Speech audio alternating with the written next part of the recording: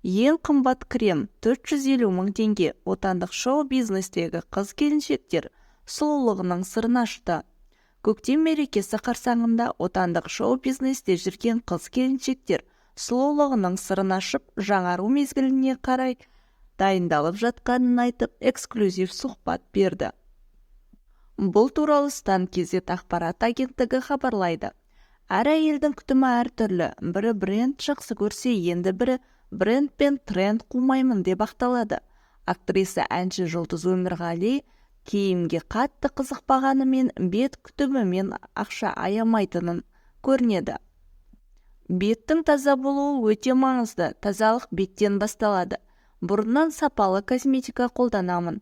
Өзіме қатты ұнайтын крем күн мен түн. Өнер адамы болғаннан кейін үнемі бетімізді әрлеп жүреміз. Үйге келгенде олардың бәрін сүртіп тазалаймын. Барлық қыз-келіншектер қолданатын бет күтіміне арналған жиынтық бар. Бүгінде Корей косметикалары толып кетті ғой. Соның кез келген өнімі менің бетіме жағады екен. Бет жууға арналған сұйықтығын қолданамын. Жалпы терім қатты құрғап, мәселе тудырмайды. Косметикамның құнын айтар болсам, өте қымбат бағада алып көргенім жоқ. Ең қымбат кремнің бағасы 30 мың теңге. Тапқан табысымның 70-80 мыңын косметика алуға жұмсаймын. Керек дүниенің бірінде қалдырмай алсаң, ол жарты жылға жетеді. Ал сөмкемде жүретін кремнің бағасы 2 мың теңге. Ол тез бітетін болғандықтан ай сайын алып отырамын. Көктем мезгілінде мен де басқа қыз-келіншектер секілді гардеробымды жаңартамын. Бірақ бренд пен тренд қумаймын. Өзіме жарасады деген киімді ғана киемін. Кейінгі кезде киім алмағалы біраз болыпты. Әшекей бұйымдары мен киімдерімнің қандай фирма екені есімде жоқ. Бірақ қазір айтсам, біреуге бренд болғанымен, екіншісіне қарапайым әшекей болып көрінуі мүмкін. Басқа әріптестерім секілді 5 сөмкемді сатсам, Алматыдан бір бөлмелі пәтер аламын деп айта алмаймын. Баян Мақсат қызы секілді табысты продюсерлер ғана олай айта алатын шығар. Мен брендке ақша қимаймын. Бренд алған күннің өзінде ол қолданылмай, киілмей жатып қалуы мүмкін. Айтпақшы, Philip Plein брендінен сөмкем болған, бағасы 700 мың теңге. Терісі өте ауыр, ұстауға ыңғайсыз болғасын, әпкеме сыйладым. Кеңседе жұмыс істейтіндерге ыңғайлы аксессуар деді Жұлдыз. Сонымен қатар Жұлдыздың әріптесі Аша Матай сұлулық бетте емес жүректе. Адамның жан дүниесі тыныш болса, беті де ажарлана түспек деген пікірді алға тартады. Ескі киімдеріме жаңа өмір сыйлаймын. Сырт келбеттің әдемі болуы ішкі жан дүниеңмен тығыз байланысты. Әйел үнемі гармонияда болуы керек. Одан кейін дұрыс тамақтану мен дұрыс ұйықтау. Өмір мен өзіңді сүю деген көркіңес көрік сыйлайды. Бұл енді әйел адамның көрікті болуына рең беретін детальдар ғой. Ал барлық қыз-келіншектер секілді мен де бетімді күтемін. Бірақ көбіне үй жағдайында маска жасағанды жақсы көремін. Қияр мен құлпынайдан маска жасаймын. Бұл ең тиімдісі әрі пайдалы бет күтімдері. Табысымның қанша пайызын косметикаға жұмсайтынымды нақты айта алмаймын. Бұл мезгілге байланысты өзгеріп отырады. Кремімнің бағасы 4 мың теңгеден басталып 100 мың теңгеге дейін өседі. Сосын мен ай сайын жаңартып отырамын. Бір өнімге жабысып қалмаймын.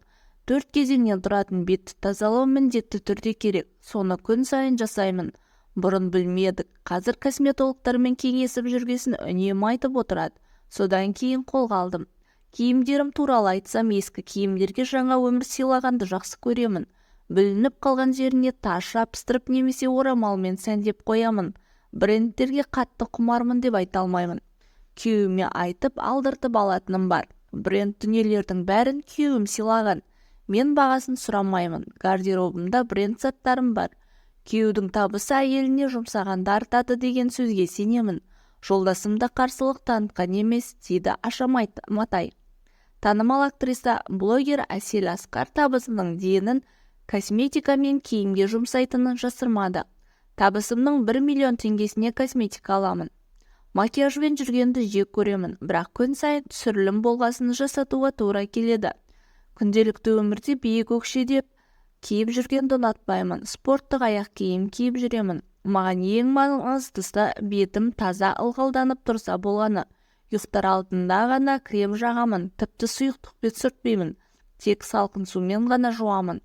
Табысымның 4%-ын ғана жұмсаймын. Ол дегеніңіз 400-500 мың теңге болады. Кейде 1 миллион теңгеге жарты жылға жететін косметика аламын.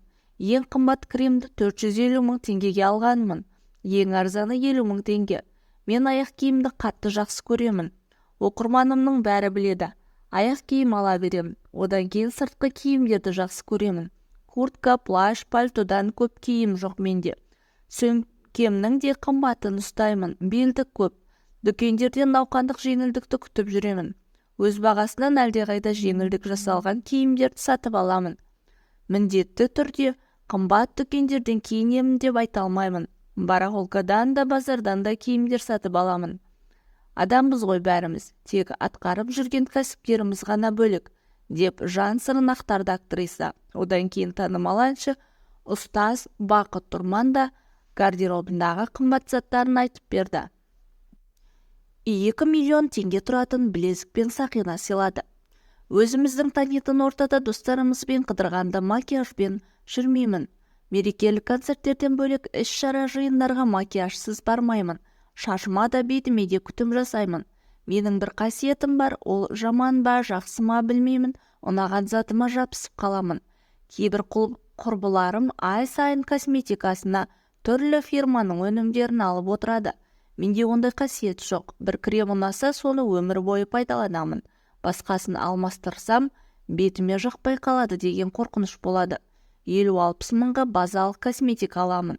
Қомақты косметика алсам, баға жоғарылай береді. Бірақ бір жылға жететін диета аламын. Стильге келсек, өз киімдерімді үйлестіріп киемін. Бренд бұйымдарым да бар. Бірақ өткен жылы Қайрат туған күніме Cartier брендінен білезік пен сақина сыйлады. Құны 2 миллион теңге. Мен үшін ең қымбат әрі бағалы бұйым. Өткен аптада ғана көктемге жеңіл киімдер алдым. Мен аптаның бір күнін дүкен аралауға жұмсаймын. Өтіп бара жатып киім дүкеніне соғатын әдетім жоқ. Таңнан кешке дейін дүкен аралап жүре беремін, деді әнші ұстаз. Сонымен қатар жақында ғана қалыңдық атанып, Семей өңіріне келін болған актриса Салтанат Серкебаева да сұлулығының сырын ашты. Сахналық көйлектеріме ақша аямаймын, дейді. Бет күтімі туралы айтсам, көп адам күледі. Тіпті бірі шошиды. Мен бетімді иіс сабынмен жуамын. Кез келген дүкендегі иіс сабынды пайдаланамын. Одан кейін Корей косметикасын жақсы көремін. 5 кезеңінен тұратын бет тазалауды міндетті түрде жасаймын. Үнемі макияжбен жүремін деп айта алмаймын. Тек камера бар жерде ғана бетімді әрлеп аламын. Брендтен киінбеймін. Гардеробымда бренд заттар жоқтың қасы. Болашақта алатын шығармын. Бірақ сахналық киімдеріме ақша аямаймын. Ең қымбат көйлегімді 2 миллион теңгеге тіктірдім. Табысымның көп бөлігін саяхатқа жұмсаймын. Ақшамды саяхатқа жинаймын. Заттай дүниелерге қызықпаймын. Мысалы, бір жобадан 5 миллион теңге табыс тапсам, соның жартысын саяхатқа жинап қоямын. Арзан турлар мен гид бағаларын бақылап жүремін. Өмір сүру стилім сондай. Жақын күндері тағы саяхатқа жиналып жатырмын деп болашақтағы жоспарында айтып қалды актриса. Ал Мөлдір Әуелбекова сұлу болу үшін 500 мың теңге жұмсайтынын айтқан.